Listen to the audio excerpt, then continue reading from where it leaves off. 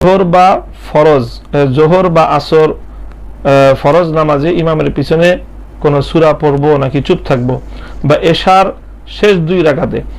অর্থাৎ এই ভাই জানতে চেয়েছেন যে আমরা যখন ইমামের পিছনে ইক্তেদা করে নামাজ পড়ে থাকি, তাহলে নামাজ কিছু থাকে জাহরি কেরাতের, ইমাম সশব্দে কেরাত পড়ে থাকেন, আর কিছু নামাজ থাকে, নামাজের কিছু অংশ থাকে সিররি কেরাতের, অর্থাৎ যেখানে ইমাম নিঃশব্দে তেলাওয়াত করে থাকেন।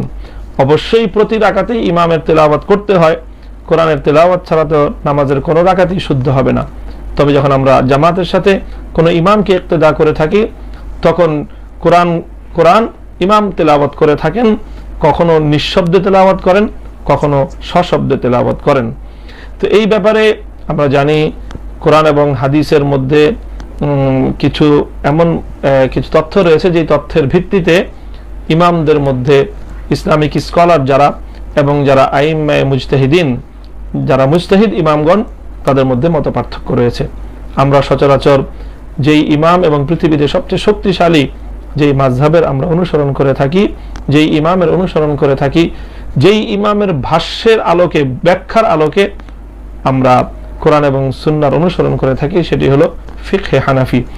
ফিকহে হানাফির আলোকে ইমাম যার রয়েছে, অর্থাৎ যে কারো পিছনে ইক্তেদা করছে, তার নিজস্ব কোনো কিরাত পড়ার অবকাশ নেই। আল্লাহ পাক রব্বুল আলামিন কোরআনে পাকের মধ্যে বলেছেন, ওয়াইদা কুরিআল কুরআনু ফাসতামিউ লাহু ওয়া আনসিতু, যখন কোরআন তেলাওয়াত করা হয় তখন তোমাদের 2টি দায়িত্ব।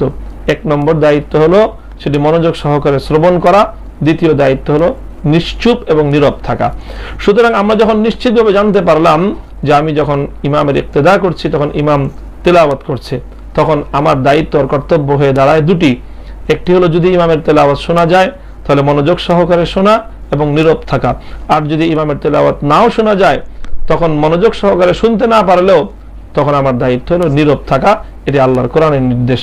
ঠিক তদ্রূপ একটি হাদিস বহু সনদের মাধ্যমে বর্ণিত হওয়ার কারণে এটিও গ্রহণযোগ্য পর্যায়ের একটি হাদিস। হযরত জাবির ইবনে আব্দুল্লাহ রাদিয়াল্লাহু তাআলা আনহু থেকে বর্ণিত, আল্লাহ রাসূল সাল্লাল্লাহু আলাইহি ওয়াসাল্লাম বলেছেন, মান সাল্লা খালফাল ইমাম ফাইন্না কিরাআতাল ইমামি লাহু কিরাআতুন, যে ব্যক্তি ইমামের পিছনে নামাজ বা সালাত আদায় করবে, ইমামের কিরাআতই হলো তার কিরাত। সুতরাং মুক্তাদির কিরাতটি তো ইমাম পড়ছে, তো আবার মুক্তাদি নিজেও যদি কিরাত পড়ে, তাহলে এটা এক ধরনের সংঘাতমূলক বিষয় হয়ে যায়।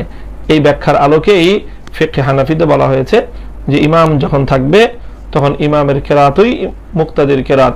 ইমাম মুক্তাদির পক্ষ থেকে নিয়োজিত প্রতিনিধি হিসেবে আল্লাহর সঙ্গে ইমাম কোরআনের তেলাওয়াতের মাধ্যমে কথোপকথন করছেন।